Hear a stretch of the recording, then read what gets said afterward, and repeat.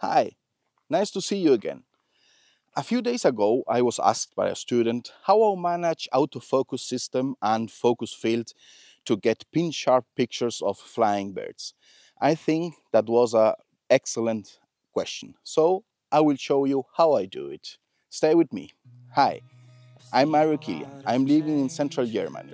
I have been taking pictures for over than 40 years. Now I will show you all the secrets I learned from right to wrong to take perfect photos. Stay with me. I move on each and every day. The past is where it stays. Way back a year ago,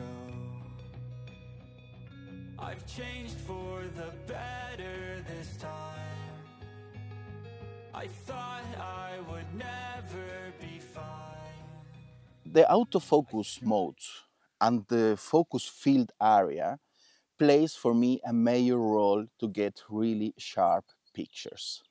And in my case, the autofocus system works through two main components, the objective and the camera. In this case, these objectives has an focus range from 9 feet to infinite. And you have the option to customize it to only select a range from 30 meters to infinite. That's about 100 feet to infinite. And that works absolutely perfect for me, because when I shorten the autofocus range, it makes the autofocus of these objectives very much faster. That is the first setup I use in the objective. The second thing is to know which autofocus system I use in my camera. I always, for birds, static birds or flying birds, use the AFC continuous autofocus mode. In Canon cameras, that is the AFC servo focus mode, I guess. And it works perfect to always keep in focus the moving bird. Now, for the focus area I use, it depends on the situation of the birds. In first case, a bird standing static on the road or in the tree, I use the pin area focus mode. Why? Because that helps me a lot to get the bird without having the risk that the focus gets into other places. For example, if the bird is between the branches, I can ensure me that the focus will off the bird and not in the branches in front or behind the bird. So always, a static bird in the road, in the shore, or in the tree, I use the pin area focus mode. In the second case, for large birds crossing the sky, I use a large area focus mode. Why? Because in this case, the background of the bird is practically only one color and it's very flat. So I know that with a big area, the focus mode will only focus the bird and not anything other behind or in front the bird. So that is for me the best way to get a good picture. And the third situation is when the birds are flying over the water or between the trees. That's the most difficult to get in focus the moving bird. And for this, I use a small area. I know it will be a little most hard to follow the bird with a small area, but it helps me to not confuse the focus system with the background or with the water in front or under the bird. And it works for me really perfect. And the third thing is to know that I always shoot in high continuous mode. That means that this camera takes continuous pictures on about a rate of 4 frames per second.